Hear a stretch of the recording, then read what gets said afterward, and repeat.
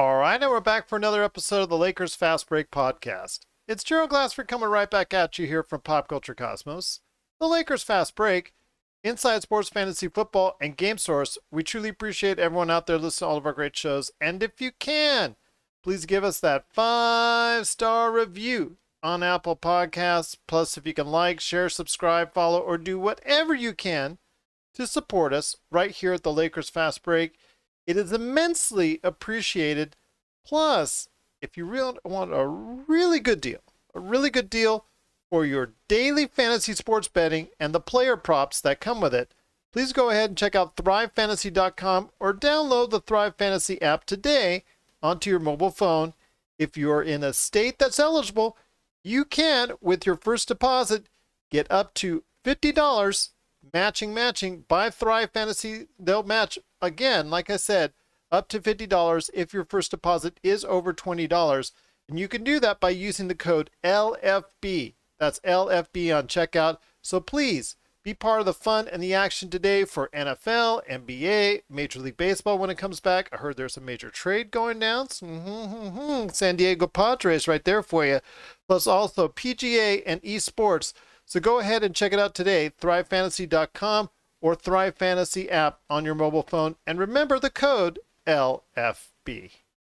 Now, this is the type of team I really enjoy seeing because you can't complain. You can't complain even with Anthony Davis out of the lineup when you've got a great score of 127-91, a 36-point victory for the Los Angeles Lakers. Yes, I know Karl Anthony Towns was in there. Hey, our Kentucky guy wasn't in there either. So AD for us, Cat for them. Obviously, it affected them a lot more. Kyle Kuzma played an outstanding game, but I really want to focus in on the defense, which has been a little bit soft in the first couple games. In fact, they threw a statistic that they were the 21st ranked defense after the first couple games, which has been kind of a, maybe getting a little bit into the action, so to speak. But here today to talk about everything going on with the Lakers game are two great guests. First off, it is the Magic Man. Indeed, it is Sean Grice. He is in the dark. He's looking kind of mysterious. And maybe that's the way we like it here at Lakerholics.com. But I ask you, my friend, that's okay. We'll just take mysterious Sean. That's good. That's good. But how are your overall impressions? I mean, you really can't argue because they did overall play a sensational game. My goodness, sure they did. And that performance by Marc Gasol took me back to, 2015, 2016 with the Grizzlies. His Absolutely. ability to just find the open man when they cut, when they're open, even those soft spots, he's able to locate the open guy. It's amazing to watch him. Well, it was just a great job by Marc Gasol today. Perfect from the field. And also here today is a special guest indeed. It is Lee Robinson. Welcome, Lee. How are you today? I'm doing wonderful. Thank you. Hey, And guys. well, almost one of the best days Hey, you could, outside of course being the Lakers championship win, but one of the best days of the year to actually be a part of the show is on a day where they absolutely killed the Minnesota Timberwolves by 36 points. You got to be happy with the way they played today. No, I'm a little upset. I wanted them to match. I wanted them to match Dallas and go for the 50-point win. But we'll settle for a good 35-point win or whatever it was. But yeah, it was fun. It was fun indeed. I enjoyed it rather immensely. The fact that, yes, you're right. Maybe they didn't get to meet up to Dallas, but maybe Dallas was a little bit mad because the Lakers waxed them on Christmas. And the fact that they had they broke a record today. They had the largest lead ever on a team in the first half at 50 points by halftime. And it was over Laker Tom's favorite arch nemesis, the LA Clippers. So I got to bring him into right now. It is the mastermind behind Lakerholics.com. It is Laker Tom. He's got that beaming, shiny face. You can always tell when the Lakers are winning because he's got that smile you just can't hide. He just can't hide it. So it is Laker Tom. And Laker Tom, you got to be satisfied with what they did overall today.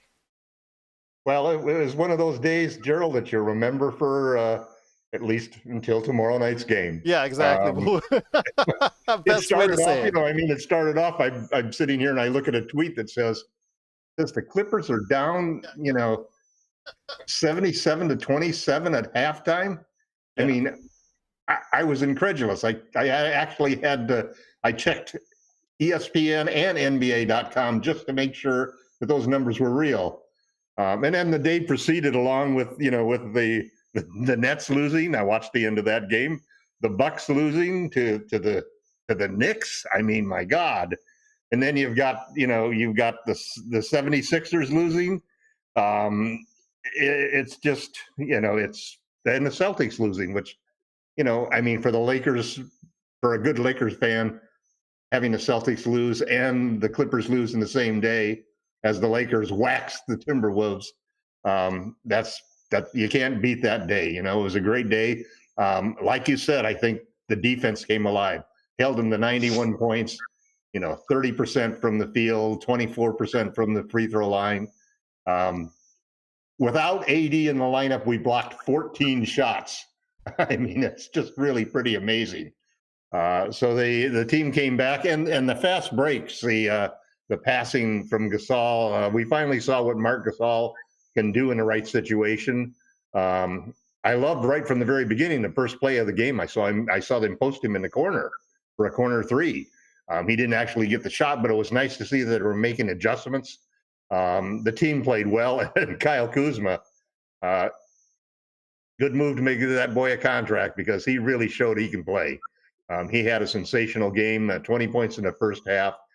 And the beautiful thing about it is that he really wasn't gunning. He was taking shots within the framework of the offense.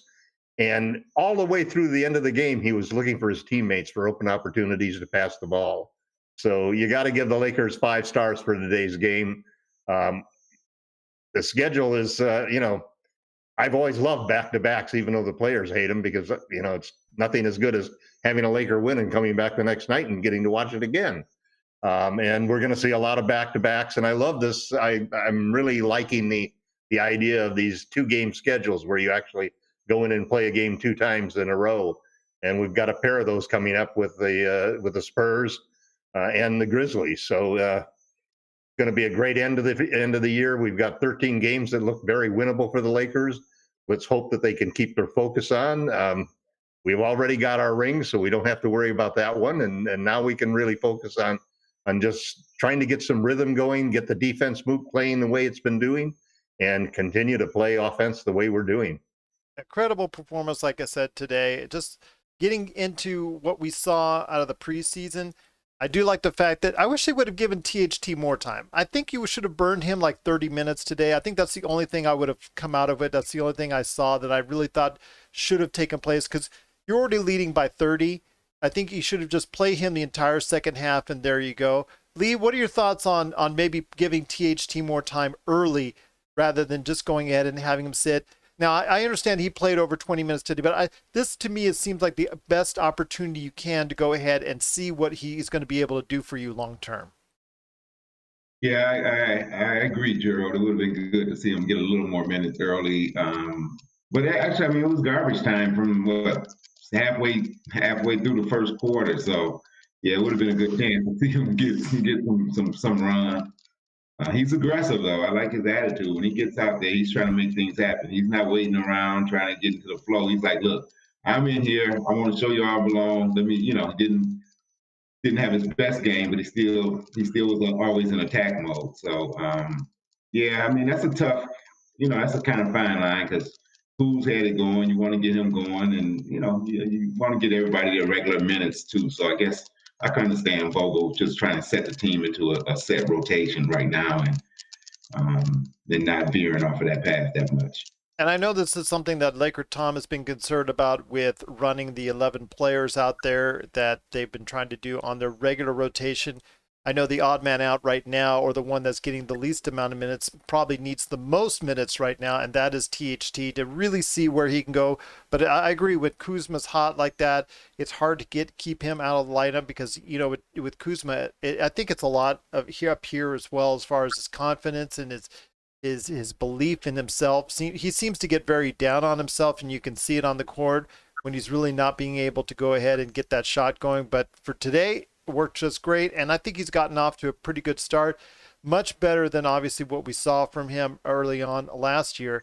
Sean, I wanted to ask you this: when it comes down to it, spoke to Laker Tom just before you came on from that. I don't know what that was. Was the Chamber of Sean Magic Man that you were in earlier? But that was kind of like a different atmosphere. It was kind of cool and had that kind of like scary vibe for a little bit. But I wanted to ask you this.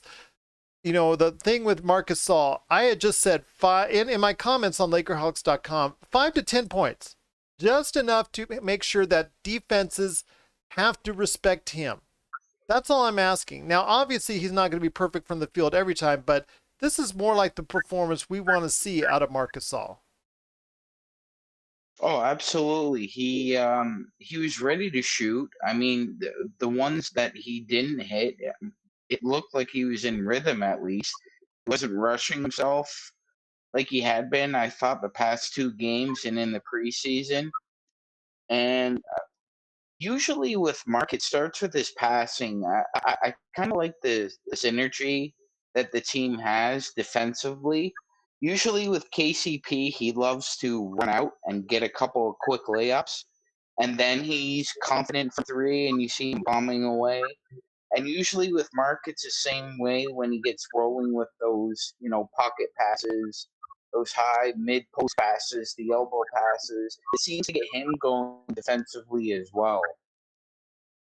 Absolutely. It was nice to see that. Now, I know he's still rounding out into shape, and of course, what are you going to get out of him for the entire season? I'm hoping that they'll just go ahead and save him or try to do the best they can to make sure he gets through the season, understands the layout of the offense, understands what the expectations are, and be ready for possibly a series against, like Laker Tom has mentioned, against Jokic or Nurkic for Portland or something like that, as far as to go ahead and bang away, because that's what we'll really need him for, is later rather than sooner. But Laker Tom, I wanted to ask you this. When it comes down to the defense, we saw a much more effective defense today as far as challenging shots, getting in those passing lanes, something I had gone ahead and said, you know what, this is what we need to go ahead and do. Yes, I understand Minnesota's playing a back-to-back, but they will all be playing back-to-backs. And Minnesota was coming off of a very surprising victory, I believe, in Phoenix, if I'm not mistaken. So I want to ask you this. Utah, wasn't it? Was it Utah? Utah. Okay. Utah Jazz. My apologies, Utah. So I want to ask you this. When it comes down to it, you've got to be impressed with the defensive end. Is this something they're going to be able to stay at long term? Because it sure helped LeBron out today. LeBron was in cruise mode, cruise control all the way from the get-go once he saw that the Lakers were going to have their way. I think there's a couple of things that really make a difference. I think what really helped Gasol is he didn't get in foul trouble. Yes. That was the real problem that Mark got in the first 2 games. Both games he was immediately in foul trouble, and it's if there's anything that takes a good player out of his rhythm and makes him tentative on defense, tentative even on offense, it's getting in those situations where you've got fouls, and a lot of that comes from the team defense, because if you're, one of the things that I think has to change, and Vogel is obviously tweaking it, is that last year we were able to count on having rim protection underneath the basket all the time. And so that allows your perimeter defenders really to play their man a lot closer, to take a lot more chances, to channel the players into the driving into, to the left or right and force them. And that sort of philosophy doesn't really work as well with Mark, because he doesn't have the quickness of feet nor the leaping ability to really protect the rim that way. His strength is basically getting his body into a guy, stripping the ball from him down low, which you saw him do a couple of times tonight. And the kind of blocks he gets are the kind of blocks when he's got somebody stationary next to him, rather than somebody coming at him 100 miles an hour. So I think that we've made some adjustments defensively.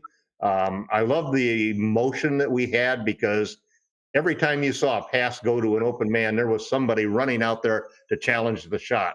And every shot was contested, and that made a big difference. And then we got a lot of blocks from all sorts of people. Kuzma, 2 blocks in the first quarter. And it was just THT had a block. Gasol had 4 blocks, and you think about that. It wasn't the kind of 4 blocks that Dwight Howard would make, with these sensational athletic plays, or JaVale would make.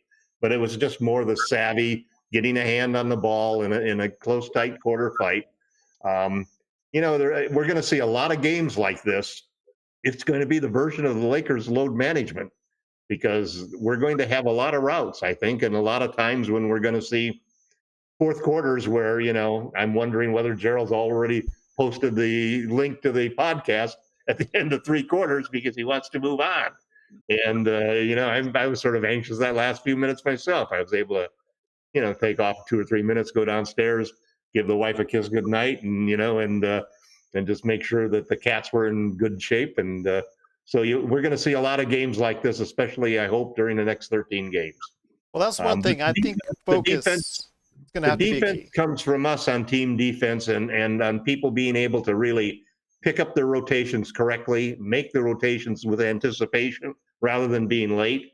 Guys just seeing the game happening before them so they know what the next play is. And that's really what we did that won us the championship. And a lot of that was AD playing at center and Morris playing at the 4. We're so versatile now. I mean, we didn't miss AD tonight, man. And to tell you the truth, I started off the day wondering what the hell was going to happen with Gasol trying to guard Cat. And I posted a couple of posts about that, and somebody came back and said they're both going to be out of the game. And and that guy was absolutely right. By the time the afternoon got by, I was onto a whole new topic. The Battle of Kentucky did not happen for you today. Pardon? The Battle of Kentucky did not happen for you today. That's true. It's interesting to see because I thought it might have been a chance. It might have been an opportunity for Vogel to make some changes in the starting lineup. I thought Trez played very well defensively too. He did a good job on guys everywhere in the court, and he seems to be the energy that he and Dennis brings has really transformed the team offensively, but it's also helped defensively because they're both very quick players. They're both quick and aggressive, and they both have, as LeBron likes to say, they both got a lot of dog in them, and they're in there fighting all of the time. They never quit, and you got to love that. That just they're the kind of guys you hate when they're on the other team, but you love them when they're on your team. Well, it's so funny because John Calipari would actually love to have either or Cat or Anthony Davis right now because he's struggling hard. Yeah. 1-6 right now. Life is hard for Kentucky. And you know what? All those teams that have struggled over the years in college basketball, they're not feeling sorry for him one bit. Not one bit. No, Trez is laughing because Louisville 6-1. Yeah, there you go. That's right. And Gonzaga, oh, man, they look like a powerhouse. I just, I'm not a big Gonzaga fan. The NBA teams that lost today. But what? Five of what you could claim are the top 8 teams lost today. Oh yeah, that's true. But Gonzaga, with Suggs, a freshman, coming in there, staking his claim. He's really good. I think he's going to be a player, and just to see them develop. I'm not a huge Gonzaga fan per se. My heart at that point in time from the early 90s went for Loyola Marymount for the WCC. But you know what? To give some credibility to the WCC, I'd love to see them go all the way for a national championship, just to give that conference a big boost. Because it's obviously they're at the peak of their powers right now as a college, as a university basketball organization. So you don't know how much Mark Few is going to be able to go ahead and consistently keep this up, or if he leaves, what would happen to the team as a whole. So I'm very happy to see the success for Gonzaga. Huh? What'd you say, Sean? Yeah, no, Gerald, I was going to say I'm a huge Mark Few fan. I remember working mid-afternoon to the 3 a.m. shift and coming home and seeing Gonzaga play. And I'm just a huge Few fan, and I'm rooting for him to win a championship. This is their time. Their time is now. They won't have any other better time than now. I'd say that. But Lee, let me get you back involved with this. Again, it was a big block party for the Lakers. Something I'm going to tell you and be honest with you, with Laker Tom's favorite, JaVale McGee, no longer on the team, who's actually doing well for Cleveland, I might add. And also as well, Dwight Howard, who's also doing well for Philadelphia, I might add. I figured that people shouldn't expect the 6 blocks a game for the Lakers. I think it was reasonable to say that they weren't going to be able to attain that number one status simply because Mark, like Laker Thomas said, just said, he's not that type of individual. But seeing that today, seeing the type of defense that it's orchestrated, were you impressed by what they did today as far as from a blocks and overall defensive standpoint is concerned? The blocks, I don't know. I mean, some of that, Minnesota's just such a bad team, and they're so lost without Cat. I guess, I mean, it really shows the Lakers difference between the Lakers team and the Minnesota team. You take Anthony AD out, and the Lakers are rolling. Next guy is thirsty. You take Cat out, and that team looks, like a ragged. Yeah, ragged. Very bad. I thought undefeated until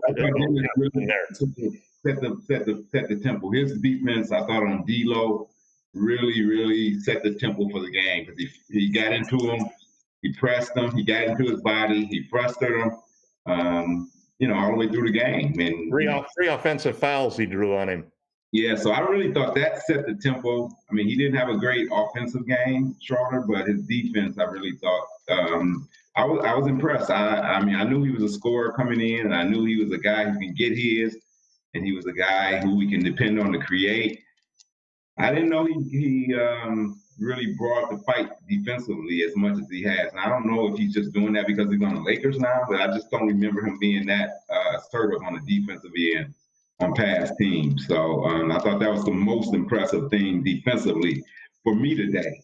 Trey has always give good effort on defense. Lakers smart. They're not going to be blocking many shots. Like you guys have said, they don't have that type of team. I was not happy with Dwight Howard being let go. And I hope it don't come back to Hornets, but I just didn't understand bringing in Gasol for him. But you know what? Rob deserves the benefit of the doubt. He's brought us number 17, so hey, he gets a season pass from me. So, but I'm like you guys have talked about in earlier podcasts. We're gonna need another big guy. I'm not gonna feel comfortable going into the playoffs with Gasol. So I guess that's my long way of saying the block party. No, that won't continue. And today I don't really put a whole lot of value in that. But it was good. It was nice seeing Kuz chase down a few blocks. But I mean, think of that. Look at that team Minnesota had offensively. Is there anyone on that team that scares you? I mean, no, definitely not Edwards at this time. He's still a work in progress. Ricky Rubio probably is the best player on that team now. Yeah, he's gonna be decent. If D'Lo if he doesn't come out getting it going, then there's nobody else. And I mean, yeah, Gasol. I mean, he had a great present by being able to go against Naz Reid today. So he won't have many matchups like that. So it's good to see him, really do his thing today. So absolutely, go ahead, Sean. I thought I was gonna just piggybacking off of what Lee said. I thought one sequence of plays just exemplified the lack of discipline on that team. Malik Beasley, who's in headlines more for his off-the-court antics than what he does on the court, shot like a 35-foot three that he had no business taking. And then he follows Kuz on the layup and fouls him in midair. That team is such a bad, disciplined team. And I don't think Cat coming back will fix that. I think this is a long-term project that the Wolves have. Well, they did start out well last year, and then it all went downhill rather quickly after a surprisingly good start. They were 2-0 coming into the game, and I think this is going to be the highlight of their season going forward. It is going to be a work in progress. I mean, because you've got, like you said, D'Angelo there going to be putting up a whole ton of shots. Malik Beasley thinking he's going to be, now with that nice extension, trying to go ahead and put up a whole bunch of shots. Anthony Edwards, you see, he's going to be a work in progress. They want to get him a lot of shots. I think Cat is going to be very frustrated by the time this season is over, and he could be the next big star on the move, or the next big star that wants to be moved, because I don't know how much more a guy with that immense amount of talent is going to be able to stay there. I mean, Laker Tom, do you disagree? I just think if you're in Cat's situation, you're going to give it a little bit more time, but not much more. Well, Cat sort of has gone through hell with his His mother died of COVID, and 6 other family members. And he sort of has rededicated himself to saying that, he's not going to be the lackadaisical player that he was before.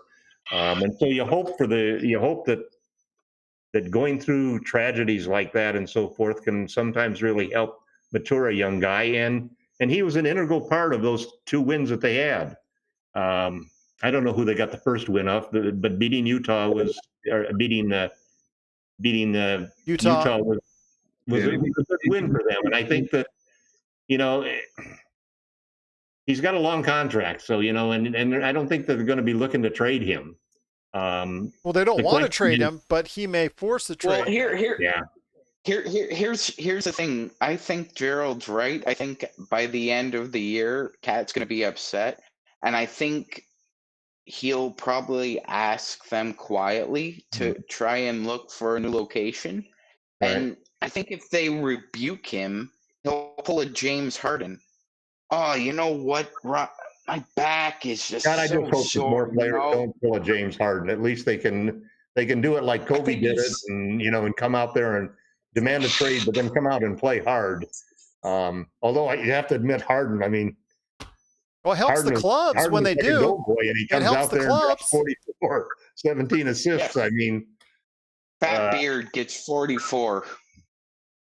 Hey, I don't. Nice. I hate that. I hate that from a superstar.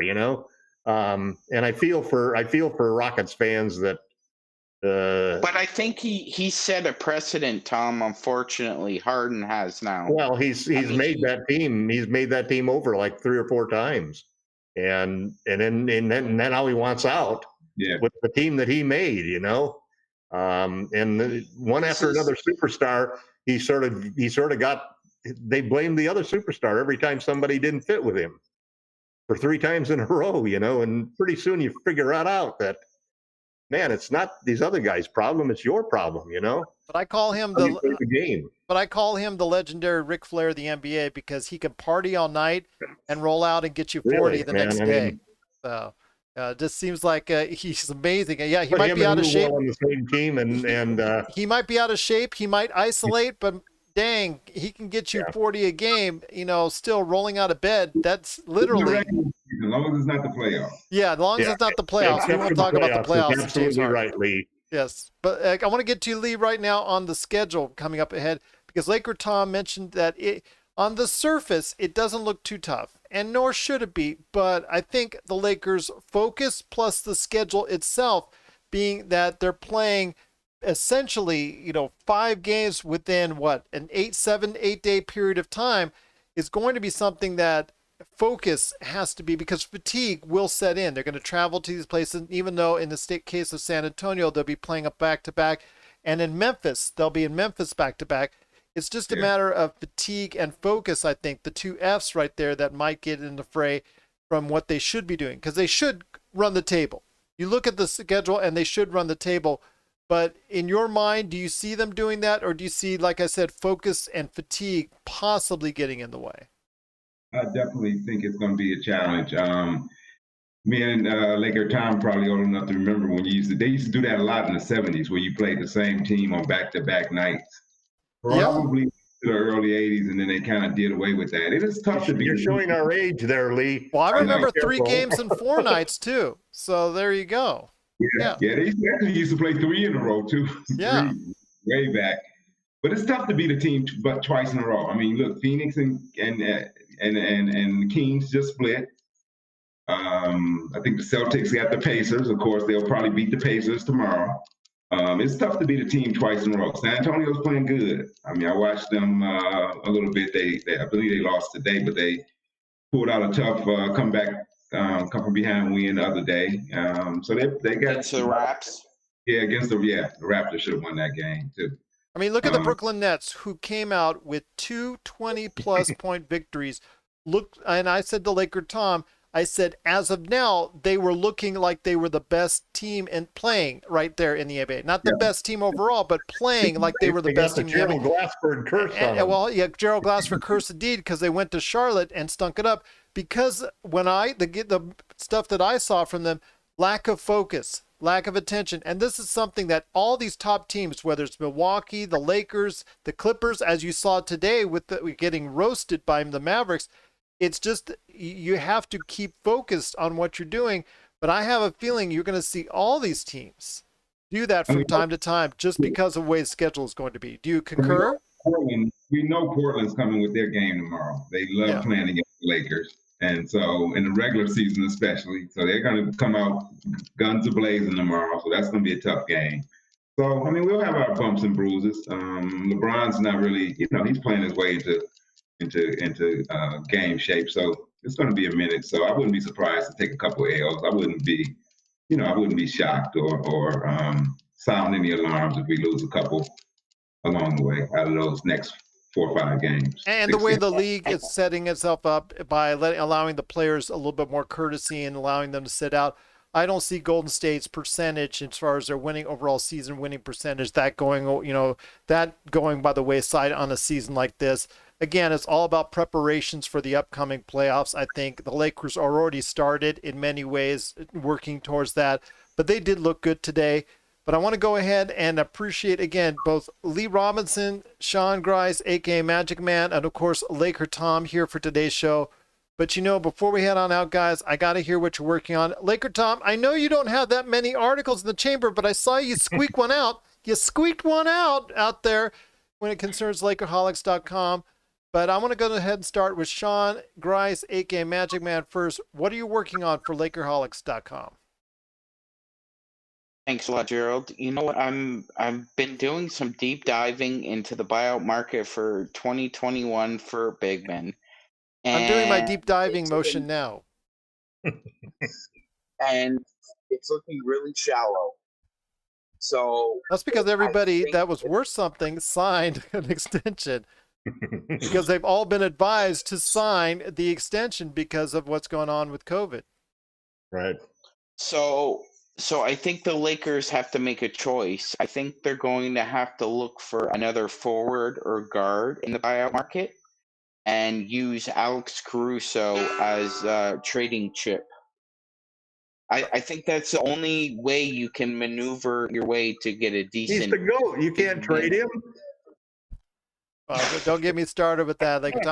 Again, it all depends on where the Lakers are at, I think, at that point in time. Well, you're right. It does, but to me, it goes back to Occam's razor. The simplest explanation is usually the correct one. So I think if we need to improve the guard and forward spot on the wings for defense, then it's easier to find somebody like that in the buyout market pool than trying to find a big man and use Caruso as the bait. That's just my opinion.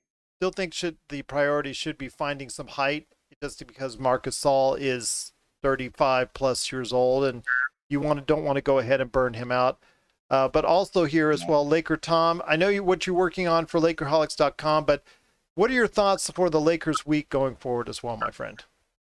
Well, actually, I wish that the one move that we would have made is to go after the guy that the Rockets got. Christian Wood looking good, man. Christian Wood, man. Was I right on that one? Was I right on that one? You were right on that one. I mean, Gerald proposed him as part of a throw-in trade for in January, and that would have been a wonderful, sweet trade. I've talked with L-Rob about that too. About how he's a Detroit guy, so he understands, and he's seen a lot of Christian Wood play. I think that I've always felt that the best move the Lakers could make offensively and defensively was to bring in a true center, a true modern center. And by modern center, I mean a guy who shoots threes, can protect the rim, and can defend on the perimeter. Right now, I think the guy that I would target, and I'm disappointed that the Pacers are doing so well, because I love Miles Turner, and I'd love to see him be the center that would allow us to play that same type of small ball that we play I would have so loved well with Sabonis on AD our at the team. center The for bonus the would have whole been time. So it's interesting that there was a post, a tweet today listing the 6 top squares of the Lakers, and every one of them is except for LeBron James, is under 27, is 27 or 20, 25 to 27 years old.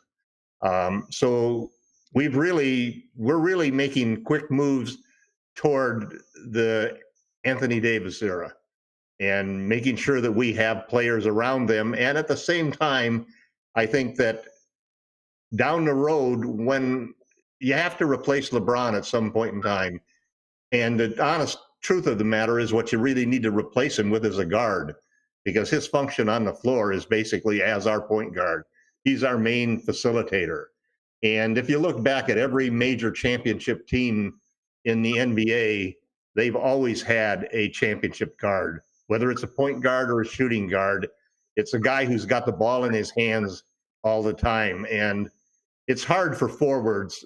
It's harder for centers, especially in today's age, to have that kind of impact because you don't have the ball that much, you know? It takes a really unique guy like Jokic to be able to do that.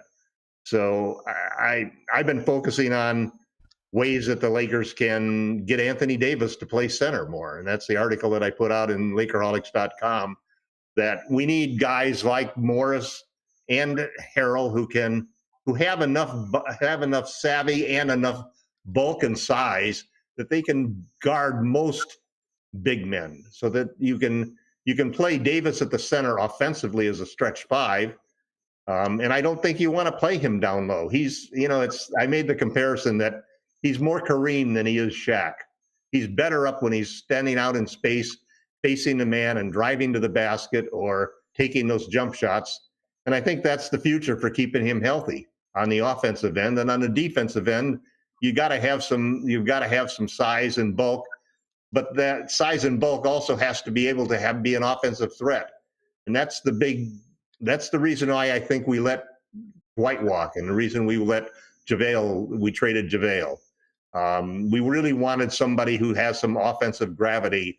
And I'm really pleased with Harrell's mid-range shot from the baseline. I think it's a very high percentage shot for him.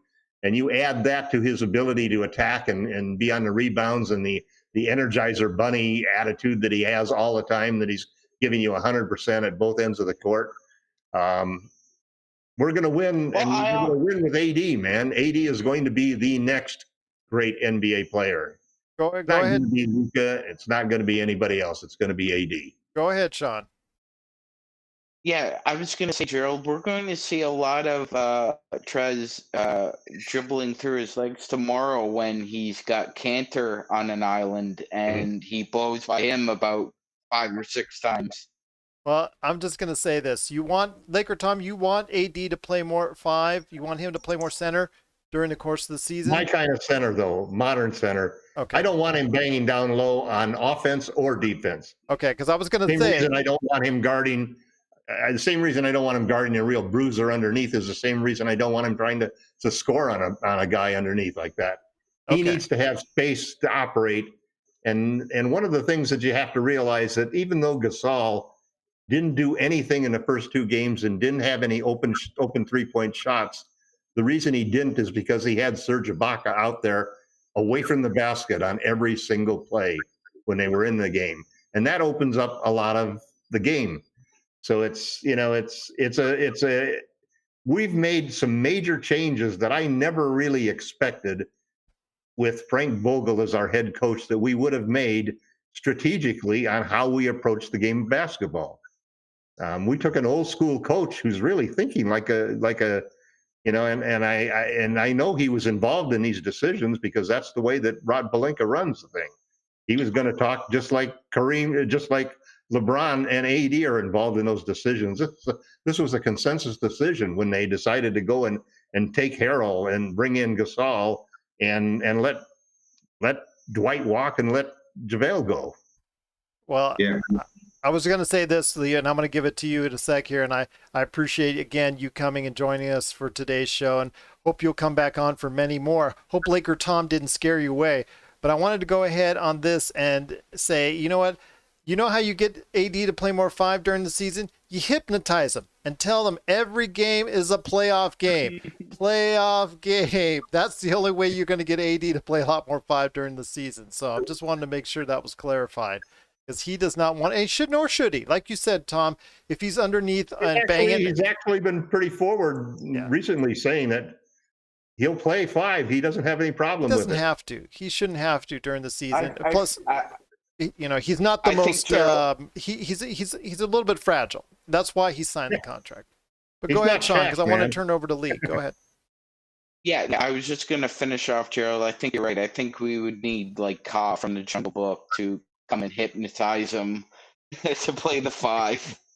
It's a playoff game. It's a playoff game. But Lee Robinson, I wanted to go ahead again. You are welcome back anytime, every game, after every game. I'm hoping you'll come back and join us anytime you want. The door is always open for you, and we truly appreciate you being part of the Lakerholics crew and everything that you've contributed with Laker. Tom tells me some great stories from your days back with the LA Times, as far as spreading the comments there and spreading the Laker love there.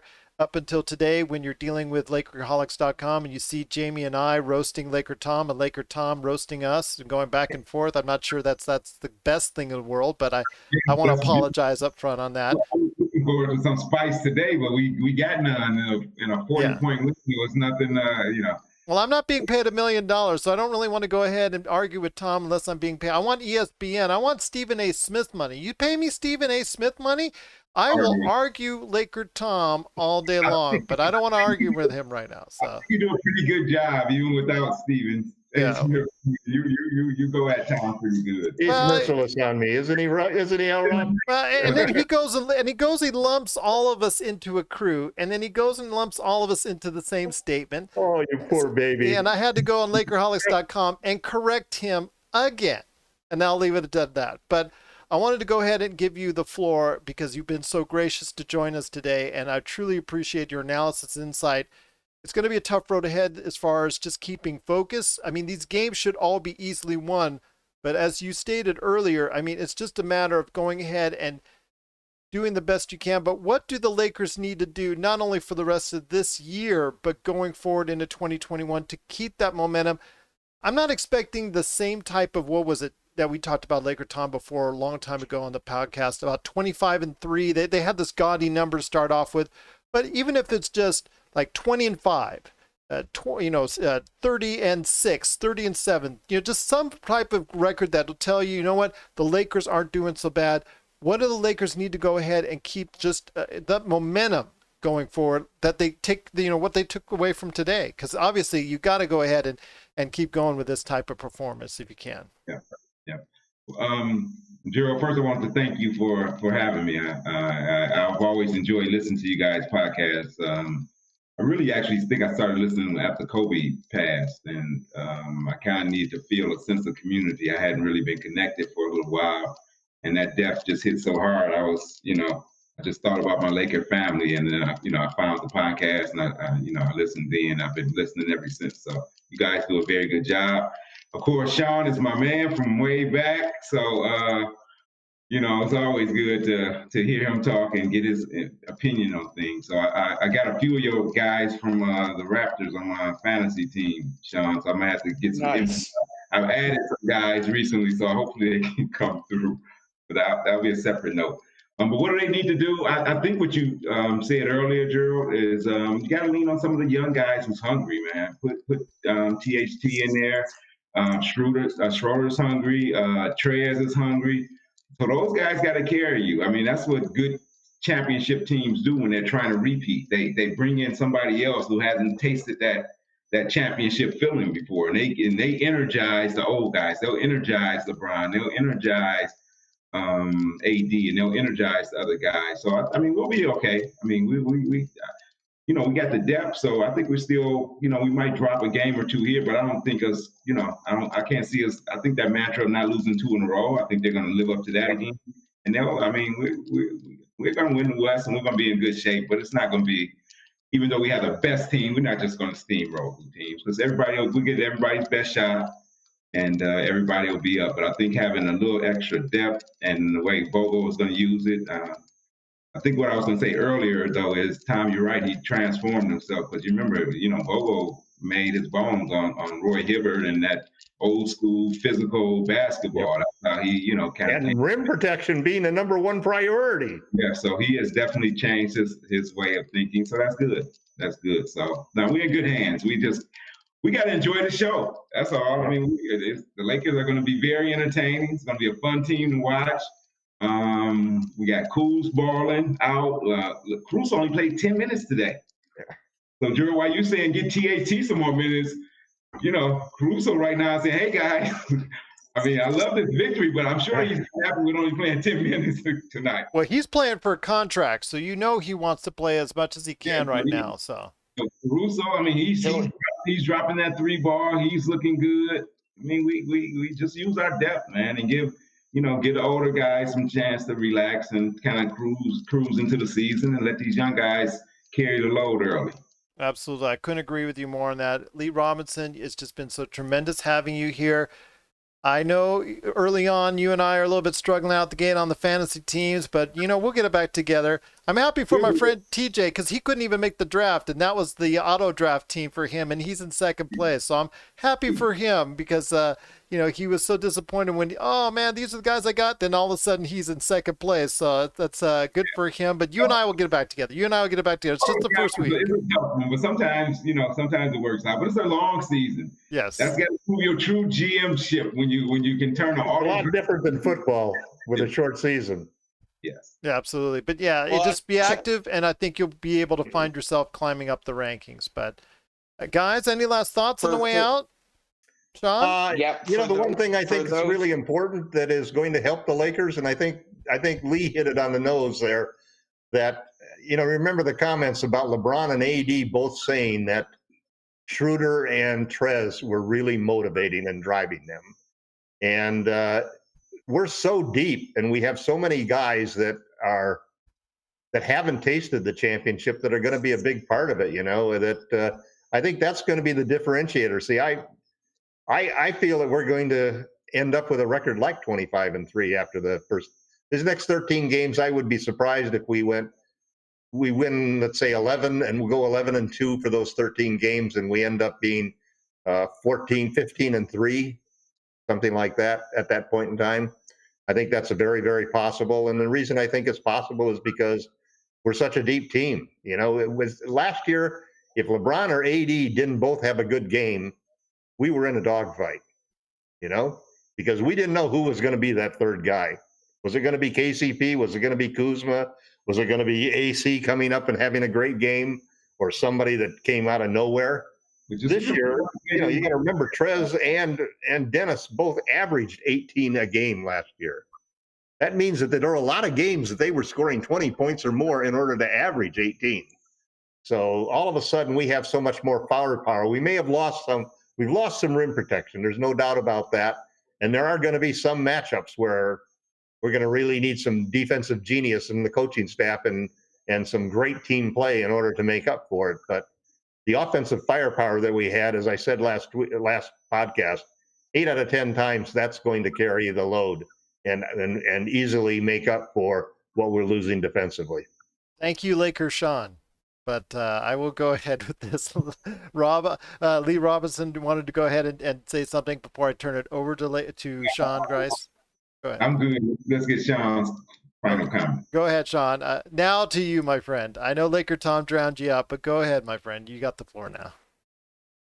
No, I was just gonna piggyback of what Lee was saying. Lee, you need help with the wraps. I'm your man. Don't worry, I got you. And for those who had LeBron on their fantasy teams, you probably almost had a heart attack when you saw him roll his ankle. But he has the Infinity Stones around his neck. He's a cyborg. Didn't Raphael teach you that already? How many times does he have to say that? He's a cyborg. I mean, he's Thanos. He just gets down, ties his shoe. I think he actually breaks his ankles, but again, it's his tying of his shoe. The way he ties his shoe, that's almost like a surgery for everybody else. So that basically fuses the ankle back together and everything is okay. Sure seems that way, doesn't it? Yeah, it sure seems that way indeed. But I'll tell you what, Lee Robinson, Laker Tom, Sean Grice, a.k.a. Magic Man, it's been a pleasure having each and every one of you on. Again, Lee, you're welcome to come back on anytime. You now got our info on how to get on anytime you want. You're more than welcome to. It's all up to you, my friend, because you've got an open door policy. And right here at the Lakers Fast Break, we truly appreciate it. Once again, the Lakers do win in a great performance, both on the offensive and defensive end, 127-91. Kyle Kuzma, the big scorer today for 20 points. Look at that, plus 38 on the floor. Couldn't get any better than that. In fact, probably one of his best performances as a Laker right there for you. And everybody else did a great job of just making sure they were, playing at a level that they needed to. And nobody in the negative. That's probably the one best thing I like the best, is that nobody is a minus on the plus minus for today for the Lakers team. So really a great performance overall. And we'll see if that carries over tomorrow against the Portland Trail Blazers, because I'm looking forward to that. And we'll be back here again post-game for that. So I'm hoping you will be too. And if you're not, check us out on the Lakers Fast Break, wherever you get your podcasts. And of course, remember our fans and our friends at ThriveFantasy.com. And of course, Thrive Fantasy, you just download that app today. If you are in an eligible state, remember, player props, fantasy sport betting, it gets no better than Thrive Fantasy. And with the code LFB, they'll match dollar for dollar up to $50 as long as your first deposit is $20 from Thrive Fantasy. So we cannot thank enough for them supporting us. And of course, we cannot thank you enough for listening and watching and supporting us right here